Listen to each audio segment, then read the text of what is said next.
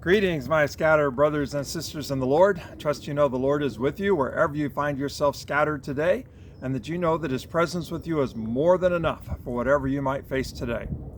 Well, I've been pretty busy lately, had a few more responsibilities with district assembly taking place, and so I didn't get to the word to the scattered, but we're hopefully back on track now. I've been thinking a little bit more about Jesus' statement that the Sabbath was not made for man, but man for the Sabbath. And I've been kind of wondering, okay, can that apply to other things? Many of you have commented about my lemon tree in the background here. And so I thought, okay, can I apply that? That the lemon tree, man wasn't made for the lemon tree, but the lemon tree for man. And I think that there's some truth in that, but I also think we need to kind of go slow right there. That we need to stop and think a little bit about the relationship that we have to creation.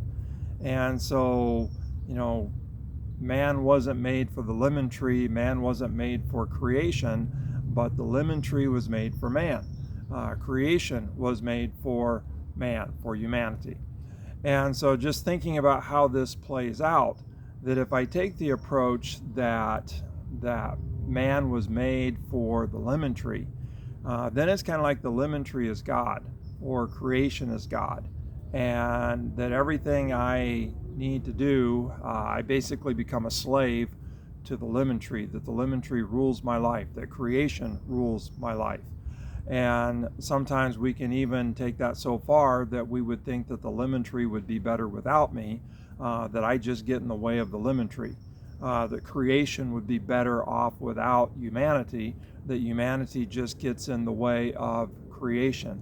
And it's almost like creation is God, the lemon tree is God, and that can throw things that's very different from creation account as we read in Scripture.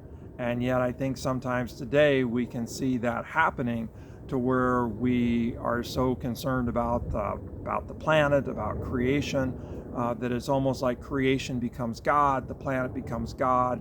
It's like we were made for the planet, we were made for creation, rather than creation for us, the lemon tree for us.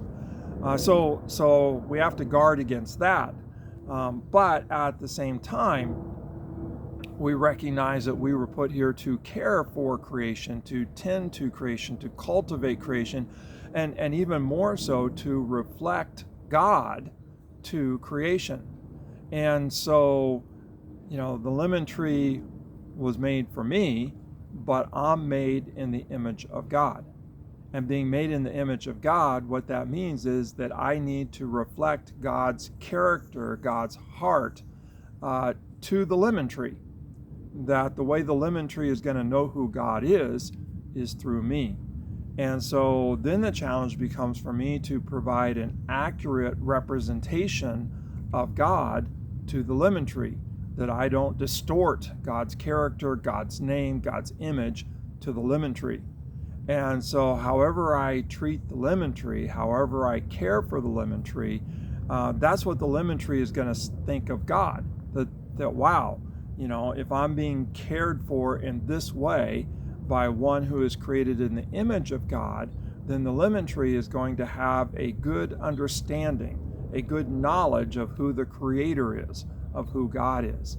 And so while the lemon tree is put here for me, to be able to enjoy its fruits, to benefit from it, at the same time, I am put here not for the lemon tree, I am put here, in a sense, for God, by God, so that the lemon tree can know who God is. Created in the image of God, here to reflect God's character. And so, that it's not so much that, okay, the Sabbath, the Sabbath wasn't made, or man wasn't made for the Sabbath, but the Sabbath for man.